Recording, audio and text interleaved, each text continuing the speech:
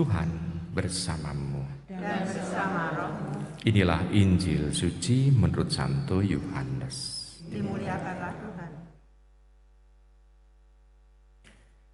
Menjelang hari raya Paskah, banyak orang Yahudi datang kepada Marta dan Maria untuk menghibur mereka berhubung dengan kematian saudaranya. Ketika Marta mendengar bahwa Yesus datang, ia pergi mendapatkannya, tetapi Maria tinggal di rumah. Maka kata Marta kepada Yesus, "Tuhan, sekiranya Engkau ada di sini, saudaraku pasti tidak mati.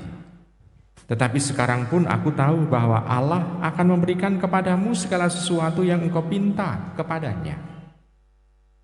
Kata Yesus kepada Marta, "Saudaramu akan bangkit." Kata Marta kepadanya, "Aku tahu bahwa ia akan bangkit pada waktu orang-orang bangkit pada akhir zaman." Jawab Yesus, "Akulah kebangkitan dan hidup. Barang siapa percaya kepadaku, ia akan hidup walaupun sudah mati. Dan setiap orang yang hidup serta percaya kepadaku tidak akan mati selama-lamanya. Percayakah engkau akan hal ini?" Jawab Marta, "Ya Tuhan, aku percaya bahwa Engkaulah Mesias, Anak Allah, Dia yang akan datang ke dalam dunia." Demikianlah sabda Tuhan. Terpujilah Kristus. Ibu, Bapak, Saudara terkasih dalam Tuhan, pada bacaan Injil ini sungguh tampak percakapan antara Tuhan dengan Marta. Walaupun Marta itu dalam keadaan berduka cita, tetapi ternyata mata batinnya bisa melihat dengan jelas siapa tokoh yang dihadapinya. Dia tidak hanya melulu melihat seolah-olah Tuhan Yesus itu hanya sebagai sahabat saja, atau sebagai orang yang senantiasa mereka tolong kalau mereka harus menginap kalau pada saat Tuhan Yesus berkarya ke Yerusalem. Tuhan Yesus senantiasa menginap di rumah Maria, Marta, dan Lazarus ini kalau mereka itu berkarya di Yerusalem. Bukan hanya sekedar sebagai sahabat atau sebagai teman, tetapi Marta bisa melihat siapa dia. Kata-katanya cukup indah. Dia mengatakan, "Engkaulah Mesias, Anak Allah, Dia yang datang ke dalam dunia." Bukankah kata-kata ini sama dengan Petrus? Pada waktu Tuhan Yesus bertanya, "Siapakah aku ini?" Kata orang, "Siapakah aku ini?" Itu yang pertama.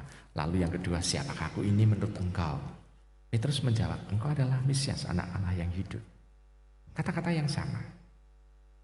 Tapi Petrus itu menjadi wakil rasul. Nah, sekarang kita bisa melihat kata-kata yang sama, iman yang sama ini diucapkan oleh seorang perempuan, Marta. Berarti dalam soal iman, Marta tidak bisa disepelekan. Dia bisa dikatakan sama dengan juga Petrus dalam soal iman. Berarti kita bisa melihat bahwa Tuhan tidak pernah merendahkan Marta. Seringkali kan ditafsirkan pada waktu Tuhan itu menghardik Marta, "Marta, Marta, mengapa engkau gelisah?" Gitu ya. Di sana kita bisa melihat seolah-olah Tuhan itu kan menghardik Marta, tetapi ternyata Marta mempunyai iman yang luar biasa. Dia mampu untuk melihat dengan jernih. Nah, sekarang bagi diri kita, Ibu, Bapak, Saudara terkasih, apakah kita juga mempunyai iman seperti Marta? Dalam arti begini, pada saat Marta berduka cita kehilangan saudaranya yang dikasihi, dia tetap mampu untuk melihat kehendak Tuhan. Dia mampu untuk melihat bahwa yang hadir dalam peristiwa itu adalah Tuhan. Apakah kita juga mempunyai hal yang sama? Karena kadang kala banyak orang yang justru pada saat dia merasakan sedih, ditinggal orang yang dicintai untuk meninggal, dia justru protes kepada Tuhan, nggak terima Ora trimo, ini kenapa sih Tuhan katanya mengasihi saya, mengapa memanggil orang yang mencintai dan yang saya cintai? Kenapa Tuhan tega? Itu kan yang sering kali terjadi. Justru protes kepada Tuhan yang sering kali terjadi. Nah, Marta ini memberikan teladan kepada kita. Ya, Tuhan menghendaki ingin membahagiakan saudara yang saya cintai. Lalu berikutnya yang kedua. Peristiwa ini tidak hanya selesai dengan iman Marta, tetapi Tuhan memang membangunkan Lazarus.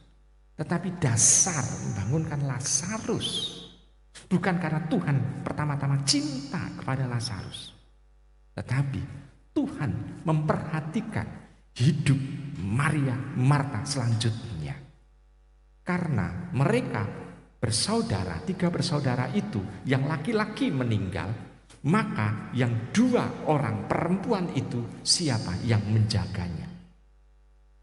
Karena dalam situasi pada zaman Tuhan Yesus itu, perempuan itu hanya menjadi kelas kedua.